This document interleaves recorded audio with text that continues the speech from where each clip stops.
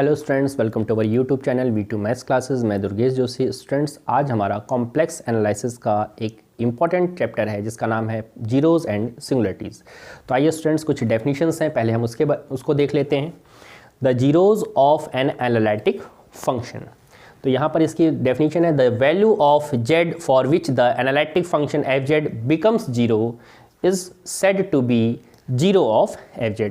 मतलब function fz की value z की जिस वैल्यू पर जीरो हो जाए उसी को हम क्या बोलेंगे, जीरोज़ ऑफ fz बोलेंगे। तो इसके लिए स्टूडेंट्स आइए एक एग्जांपल हम देख लेते हैं।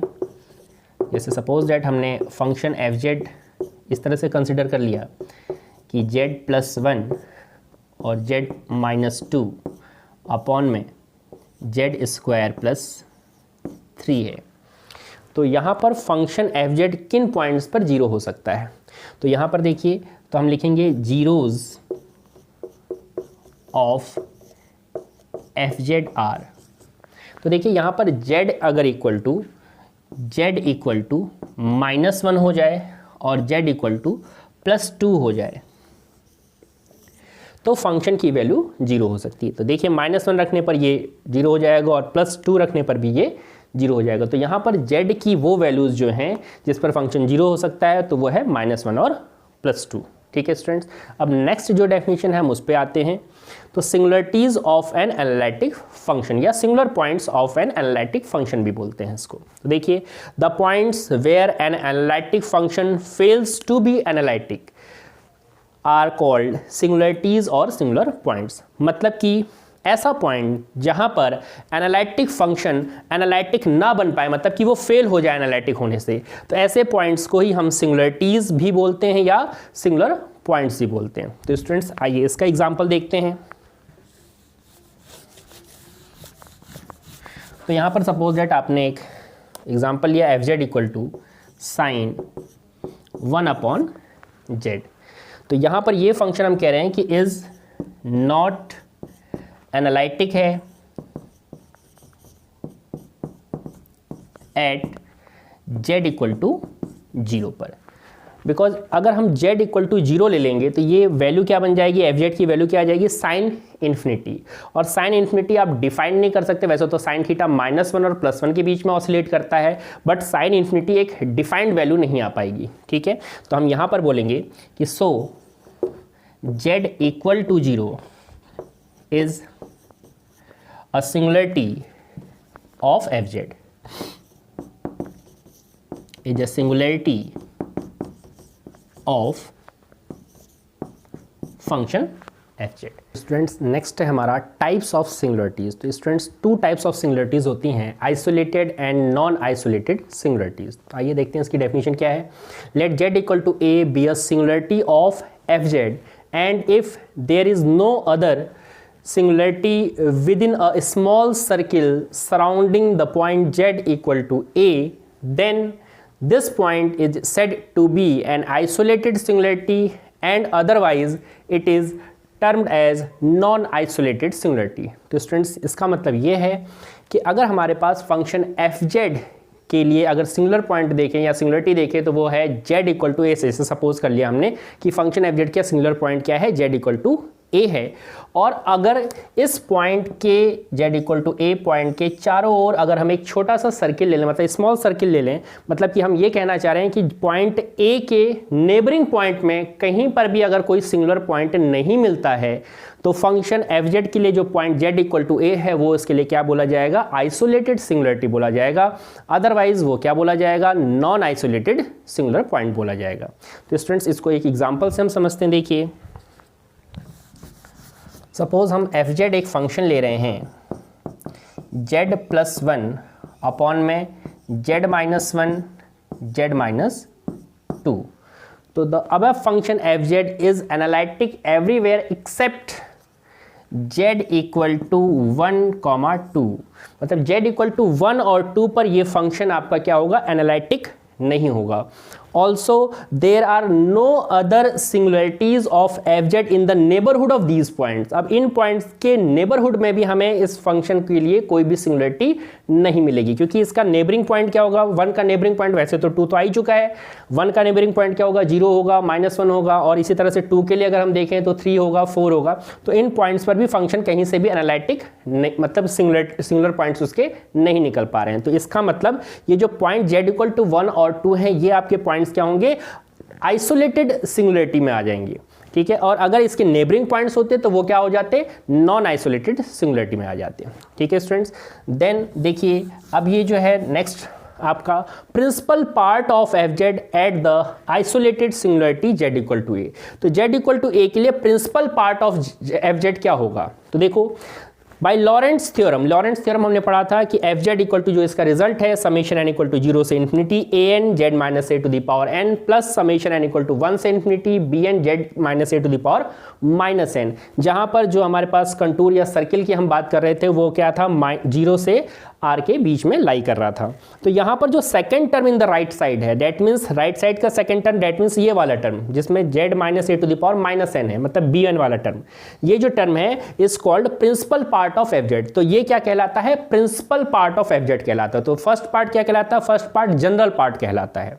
तो ये principal part of F Z होता है eight the isolated singularity z=a। तो आइसोलेटेड सिंगुलरिटी z=a के लिए प्रिंसिपल पार्ट क्या होगा, जो आपके पास ये सेकंड टर्म है राइट हैंड साइड का, ये होगा।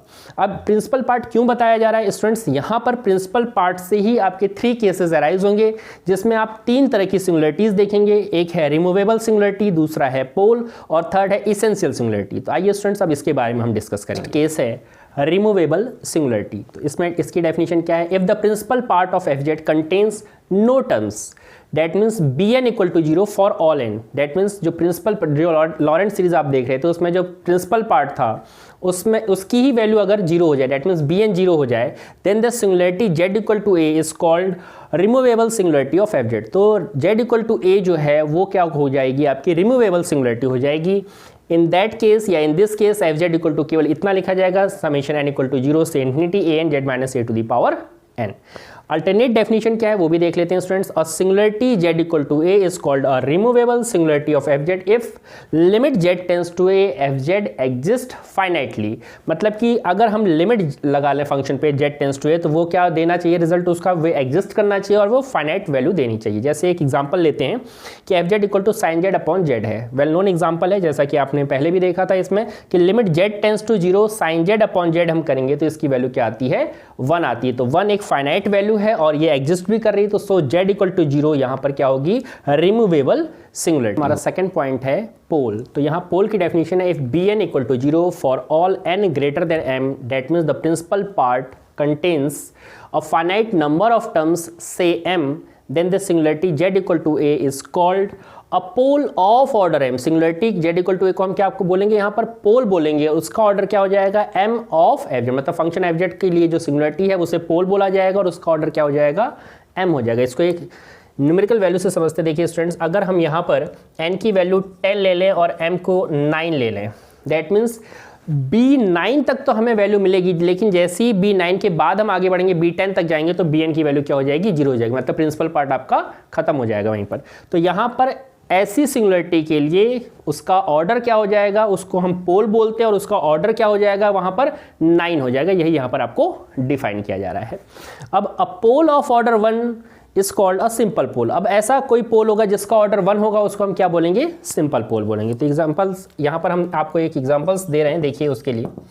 सपोज दैट हमारे पास F Z equal to 1 upon में z माइनस 5 का होल क्यूब और z plus 4 to the power 5 है। तो जब हम पोल फाइंड आउट करते हैं तो स्टूडेंट्स पोल के लिए फंक्शन की डिनोमिनेटर वाली वैल्यू को ही 0 से इक्वेट किया जाता है। तो यहाँ पर आप देखेंगे तो z इक्वल टू 5 आएगा और यहाँ पर z इक्वल टू आएगा -4। बट अगर इसके ऑर्डर की बात करें तो यहाँ पर देखिए इसका ऑर्डर क्या हो जाएगा, यहाँ पर z इक्वल टू 5 का ऑर्डर आपका 3 हो जाएगा और यहाँ इसका ऑर्डर हो जाएगा 5। तो z इक्वल टू 5 के लिए ऑर्डर 3 हो गया और z इक्वल टू -4 के लिए ऑर्डर क्या हो गया, 5 हो गया। अब अगर स्टूडेंट्स हमारे पास F Z equal to 1 upon Z minus 3 है सपोज दैट। तो यहाँ पर जब पोल आप फाइंड आउट करेंगे तो जेड इक्वल टू 3 आएगा, और यहाँ पर इस पोल का ही यहाँ पर जो बताया जा रहा है इसका ऑर्डर क्या है, 1 है, तो डेट मीन्स ये आपका क्या कहलाएगा, सिंपल पोल कहलाएगा। तो नेक्स्ट स्टूडेंट्स जो है थर्ड पॉइंट हमारा है इसेंशियल सिंगुलरिटी क्या होती है। तो if the principal part of F Z that means summation N equal to 1 से इन्फिनिटी B N Z minus A to the power minus N contains an infinite number of terms, then the singularity z equal to a is called an essential singularity। अगर यहाँ पर infinite number of terms हैं हमारे पास तो singularity z equal to a ये जो है वो कही जाएगी essential singularity। तो इसका भी एग्जाम्पल हम देखते हैं स्टूडेंट्स। देखिए सपोज दैट यहाँ पर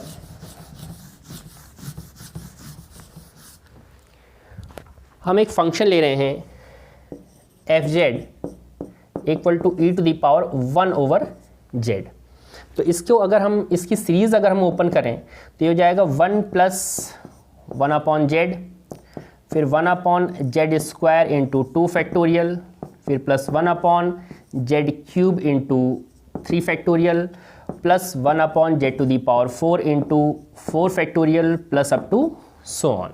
तो यहाँ पर हम क्या देख रहे हैं कि in this series we have infinite number of terms in negative powers of Z. अगर हम यहाँ पर देखें तो जेड की निगेटिव पावर्स कहाँ तक आ रही है, इनफाइनाइट नंबर ऑफ टर्म्स तक आ रही है। तो यहाँ पर ये इसेंशियल सिंगुलरिटी है और इसके लिए सिंगुलरिटी की वैल्यू क्या होगी, तो Z equal to 0 is an essential singularity होगी। क्योंकि स्टूडेंट्स यहाँ पर देखिए जो यहाँ पर वैल्यू है Z minus A to the power minus N है, तो हम जब इसे सॉल्व कर रहे हैं दैट मीन्स अगर हम जिसे 0 से इक्वेट करें तो Z minus A equal to 0, तो जेड इक्वल टू ए, तो हम यहाँ पर यही बोल रहे हैं कि Z equal to A is called an essential singularity. But हमारे पास यहाँ पर अगर हम देखें तो जेड की पावर -1, जेड की पावर -2, जेड की पावर -3, जेड की पावर -4 ऐसे ही चल रहा है। तो यहाँ पर जेड माइनस ए करने के लिए हमारे पास कुछ नहीं है, तो हम इसे क्या समझेंगे, Z minus 0 to the power -1, Z minus 0 to the power 2, इस तरह से हम यहाँ पर समझेंगे। तो यहाँ पर जो आपकी सिंगुलरिटी आएगी वो इसेंशियल सिंगुलरिटी की वैल्यू क्या होगी, जेड इक्वल टू 0 होगी। तो स्टूडेंट्स आइए इस टॉपिक पर हमारे कुछ प्रॉब्लम्स हैं तो उसको देख लेते हैं। What kind of singularity have the following functions. तो यहाँ पर आपको कुछ फंक्शंस दिए जा रहे हैं और उन पे कुछ पॉइंट्स दिए जा रहे हैं, तो इन पॉइंट्स पर किस टाइप की सिंगुलरिटी यहाँ पर होगी ये हमें बताना है। तो फर्स्ट क्वेश्चन है sine 1 upon 1 minus Z at Z equal to 1 पर देखना है यहाँ पर, और फिर दूसरा क्वेश्चन है sine Z minus cos Z at Z equal to infinity पर चेक करना है, एंड देन थर्ड है cosec 1 upon Z at Z equal to 0 पर। तो स्टूडेंट्स आइए इसका सॉल्यूशन देखते हैं। तो सॉल्यूशन फर्स्ट हम सपोज कर लेते हैं कि let function F Z equal to हमें गिवन है साइन 1 अपॉन 1 माइनस जेड। तो then zeros of F Z are given by, तो जो जीरोज हम निकालेंगे वो फंक्शन को ही आप 0 से इक्वेट कर दिए, that means sine 1 upon 1 minus Z equal to 0। तो स्टूडेंट्स एक तरह से ये हो जाएगा sine 1 upon 1 minus Z equal to ये साइन 0। तो जैसे हम यहाँ पर मैं आपको बता दूं कि जैसे हम sine theta equal to sine alpha लिखते हैं, तो थीटा साइन के लिए थीटा का जो जनरल फॉर्मूला है वो क्या है, n pi plus -1 to the power n into alpha form में है। तो उसी तरह से अगर हम यहाँ पर लिखेंगे तो देखिए यहाँ पर आ जाएगा आपका 1 अपॉन में 1 minus Z equal to n pi, और अल्फ़ा की वैल्यू यहाँ 0 है तो वो बाकी टर्म 0 हो जाएंगे, तो यहाँ पर ये आ रहा है। तो फर्दर स्टूडेंट्स देखेंगे आप यहाँ पर, तो यहाँ से हम 1 upon n pi equals to 1 minus Z लिख सकते हैं, या finally Z equal to 1 minus 1 upon n pi लिख सकते हैं। तो अब स्टूडेंट्स यहाँ पर देखिए फर्दर इसके लिए इसकी जो लिमिट होगी वो हम कैसे निकालेंगे। तो यहाँ पर आपके पास जो भी राइट साइड में वैल्यू होगी, उसके लिए आपको क्या लेना है, limit n tends to infinity ले लेना है, ठीक है। तो स्टूडेंट्स यहाँ पर आपको मैं रफली समझा रहा हूँ, ये देखेंगे आप, ये हमारे पास limit n tends to infinity 1 minus 1 upon n pi है।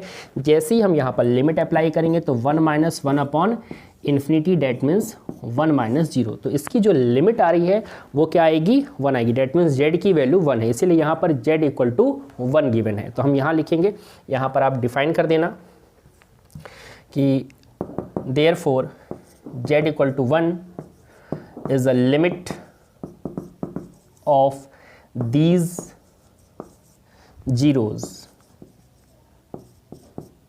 so z equal to 1 is an essential isolated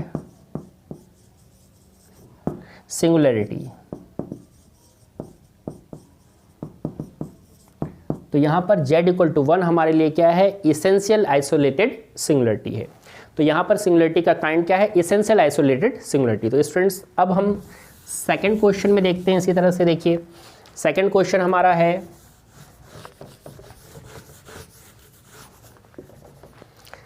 sign Z minus cos Z at Z equal to infinity पर चेक करना है। तो फंक्शन एफ जेड हम suppose कर लेते हैं sine Z minus cos z. फिर से उसी तरह से कि इसका जीरोस कैसे होगा, तो आप लिखेंगे the zeros of fz are given by, तो यहाँ पर भी आप फंक्शन को ही जीरो से इक्वेट करते हैं। That means sine Z minus cos z equals to 0। तो स्टूडेंट्स यहाँ पर आप देखें, ये आपका sine z equals to cos z लिखा जा सकता है, और फर्दर ये आपका कॉस अगर आप लेफ्ट साइड के अपॉन में ले आएंगे तो ये टेन जेड इक्वल टू 1 आ जाएगा, जिसको कि हम tan z equals to tan के ही फॉर्म में लिखें तो 10 पाई बाई 4 के फॉर्म में लिख सकते हैं। अब स्टूडेंट्स टेन का क्या जनरल फार्मूला होता है वो देख लेते हैं। देखिए ये आपको वैसे पता होगा कि टेन थीटा इक्वल्स टू, अगर हमारे पास टेन अल्फ़ा है तो हम लिखते हैं theta equal to n pi plus alpha. तो यहाँ पर हमारे पास अल्फ़ा की वैल्यू क्या है, पाई बाई 4 है। तो यहाँ पर हमारा जो जनरल फॉर्म होगा इसका z equal to n pi plus pi by 4 होगा। यहाँ पर एन क्या है, इंटीजर है। तो स्टूडेंट्स यहाँ पर अगर हम इसकी लिमिट देखते हैं तो फिर से वैसे ही समझिएगा क्या बताया गया था, लिमिट जब भी निकालना होगा तो z की जो राइट साइड में वैल्यू है या z इक्वल टू जो वैल्यू है उसमें आप limit n tends to infinity लेंगे। दैट मीन्स रफली देख लीजिए यहाँ पर limit n tends to infinity हमारे पास कितना है, n pi plus pi by 4 है। तो अगर हम यहाँ पर लिमिट अप्लाई करते हैं तो ये हो जाएगा infinity plus pi by 4, that means infinity. इसीलिए यहाँ पर आपको बोला गया है कि z इक्वल टू इन्फिनिटी। तो इसकी लिमिटिंग पॉइंट क्या आ रही है, देखिए z इक्वल टू इन्फिनिटी आ रहा है। तो यहाँ पर आप लिखेंगे therefore z equal to infinity is the zeros is the limit of these zeros, so z equal to infinity, so z equal to infinity is an isolated essential singularity। ये हो गया स्टूडेंट्स। तो z इक्वल टू इन्फिनिटी यहाँ पर क्या है, isolated essential singularity है। अब स्टूडेंट्स हमारा ये थर्ड क्वेश्चन है, उसको देखते हैं। देखिए थर्ड क्वेश्चन हमें गिवन है cosec 1 upon Z at Z equal to 0 पर चेक करना है कि किस तरह की सिंगुलरिटी होगी। तो third question f Z equal to suppose कर लेते हैं, क्या है, let f Z equal to cosec 1 over Z. तो स्टूडेंट्स हम इसे ऐसा भी लिख सकते हैं, F Z equal to 1 upon sine 1 upon z. अब स्टूडेंट्स यहाँ पर देखिए इसको हम कैसे सॉल्व करें, यहाँ पर हम पोल से फाइंड आउट कर रहे हैं कि पोल से सिंगुलरिटी कैसे निकलेगी। पोल के लिए क्या बताया गया था कि फंक्शन की डिनोमिनेटर वाली वैल्यू को आप 0 से इक्वेट करेंगे। तो आप आगे लिखेंगे the pole of F z, the pole of F z is given by. तो पोल के लिए आपको लिखना है sine 1 upon z equal to 0। फिर से वही चीज़ कि साइन 1 अपॉन जेड को हम कंपेयर कर सकते हैं साइन 0 से।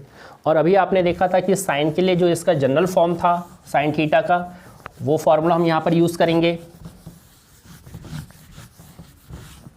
तो ये हो जाएगा 1/z इक्वल टू n पाई, बाकी वैल्यू 0 हो जाएगी क्योंकि यहाँ पर अल्फ़ा की वैल्यू 0 है। तो यहाँ से हम लिख सकते हैं z equal to 1/n pi.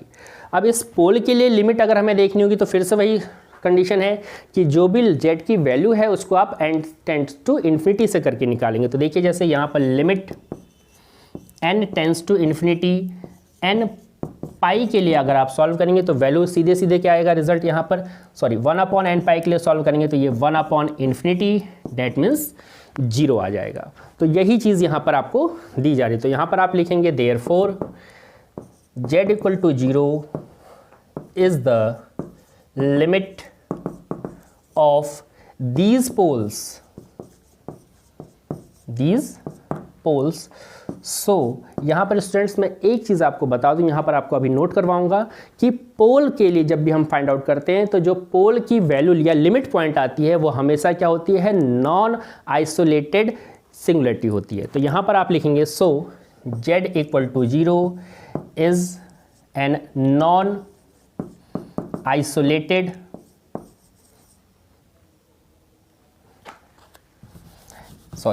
is an non-isolated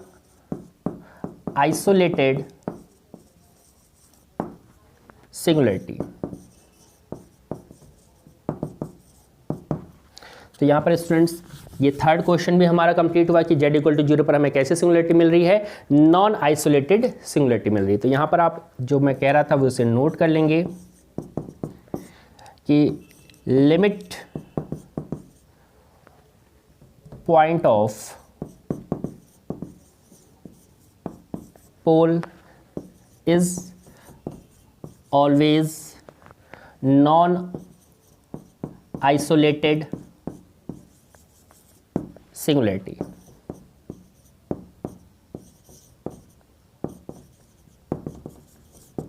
तो लिमिट पॉइंट ऑफ पोल जो होगा वो ऑलवेज नॉन आइसोलेटेड सिंगुलरिटी होगा।